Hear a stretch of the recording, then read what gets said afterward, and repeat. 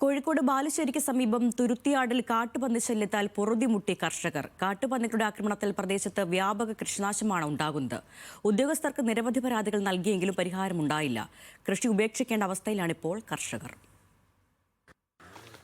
ബാലുശ്ശേരി പഞ്ചായത്തിലെ 2ാം വാർഡിലെ തുരുത്തിയാട് പാറക്കടവത്ത് വയലിൽ കാട്ടുപന്നികളുടെ ആക്രമണത്തിൽ വ്യാപക കൃഷിനാശം. PN അശോകന്റെ 60ഓളം വാഴകൾ പന്നിക്കൂട്ടം നശിപ്പിച്ചു.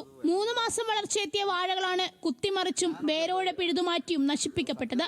30 രൂപ നിരക്കിൽ വാങ്ങിയ 300ഓളം വാഴകളാണ് ഇവിടെ കൃഷി ചെയ്തിരുന്നത്. വലിയ സാമ്പത്തിക നഷ്ടമാണ് സംഭവിച്ചതെന്ന് അശോകൻ പറയുന്നു. വർഷങ്ങളായി കൃഷി നടത്തിപ്പോരുന്നതാണ്. കഴിഞ്ഞ വർഷം എൻ്റെ പൂളയും വാഴയൊക്കെ പന്നി നശിപ്പിച്ചു. പ്രകൃതി ദുരന്തമുണ്ടായി, അതും പോയി.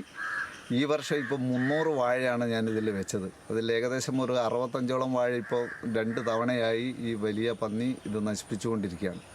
അടിയന്തരമായ ഒരു പരിഹാരം കാണാൻ വേണ്ടിയിട്ടാണ് അധികൃതരോട് ആവശ്യപ്പെടുന്നത്. കാട്ടുപന്നി ആക്രമണങ്ങൾ ജീവിതോപാധിയെ ബാധിക്കുകയാണെന്ന് കർഷകർ പറയുന്നു. പ്രദേശത്ത് കാട്ടുപന്നി ശല്യം രൂക്ഷമാണെന്നും കൃഷിയിടങ്ങളിൽ ഇറങ്ങുന്ന പന്നികളെ തടയാൻ നടപടികൾ ഉണ്ടാകുന്നില്ലെന്നും കർഷകർ പരാതിപ്പെടുന്നു. കൃഷിനാശത്തിന് കൃത്യമായ സമയത്ത് നഷ്ടപരിഹാരം ഉറപ്പാക്കണമെന്നും ബന്ധപ്പെട്ട വകുപ്പുകൾ അടിയന്തരമായി ഇടപെടണമെന്നും കർഷകർ ആവശ്യപ്പെടുന്നു. ന്യൂസ് മലയാളം, കോഴിക്കോട്.